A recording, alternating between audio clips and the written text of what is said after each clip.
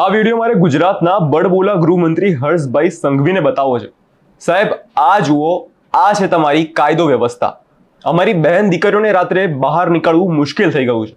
રાત્રે બર્થડે મનાવી પણ હવે સુરક્ષિત નથી। ઘટનાની વિગતવાર ચર્ચા કરીશું। નમસ્કાર, હું છું પ્રથમ મોદી અને તમે જોઈ રહ્યા છો નિર્ભય ન્યૂઝ। હવે જ્યારે નવરાત્રીને ગણતરીના દિવસો બાકી રહ્યા છે, તેવા સમયમાં સરકાર અને પોલીસ અધિકારીઓ સુરક્ષા અને કાયદો વ્યવસ્થાને લઈને ખોટા દેખાડા કરતા હોય તેવી વાસ્તવિકતા આપણે સૌ જાણીએ છીએ। આજે સરકારની સુરક્ષિત ગુજરાતની પોલ ખુલી ગઈ છે। થયું એવું છે કે ગાંધીનગરના અડાલજ પાસે અંબાપુર નર્મદા કેનાલ પાસે આ ઘટના બની। જ્યાં એક યુવક યુવતી મોડી રાત્રે નર્મદા કેનાલ પાસે પોતાનો બર્થડે સેલિબ્રેશનમાં મસ્ત હતા। તે એક અજાણ્યો શખ્સ આવ્યો અને લૂંટના ઈરાદે પહોંચ્યો અને છરી બતાવીને લૂંટનો પ્રયાસ કર્યો અને યુવકની છરીના ઘા મારીને હત્યા કરી નાખી। અને હત્યારો આટલામાં અટક્યો નહીં, તેણે યુવતી સાથે પણ શારીરિક અડપલા કર્યા હોવાનું જાણવા મળ્યું છે। હાલ યુવતીની હાલત ગંભીર છે અને અમદાવાદની સિવિલ હોસ્પિટલમાં સારવાર માટે ખસેડવામાં આવી છે અને આરોપી હજુ ફરાર છે।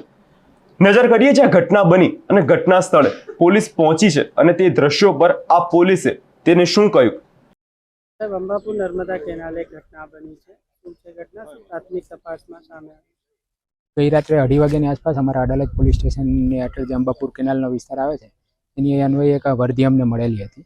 સ્થળ પર ઇમિડિયેટલી જે PCR વાન છે આવીને તપાસ કરતાં એક લાશ મળેલી છે। એ ઉપરાંત એક ગાડી બ્રિજ પાસેથી મળેલી છે। તો સ્થળ પર એક યુવતી છે એ હાલ અમદાવાદ ટ્રીટમેન્ટ હેઠળ છે।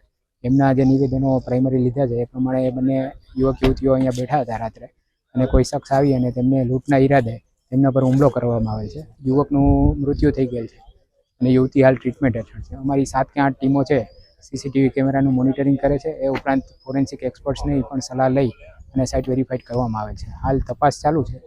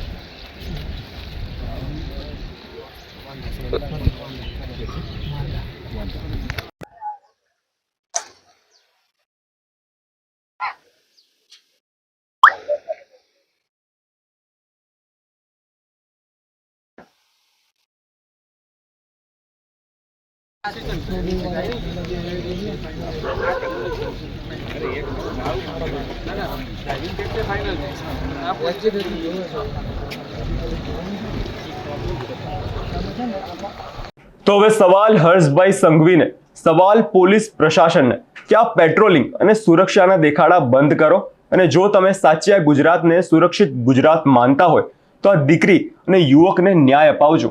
આ ઘટનાને લઈ તમારું શું માનવું છે તે કમેન્ટમાં જરૂરથી જણાવજો અને અમારી ચેનલને લાઇક, શેર અને સબસ્ક્રાઇબ કરવાનું ભૂલતા નહીં।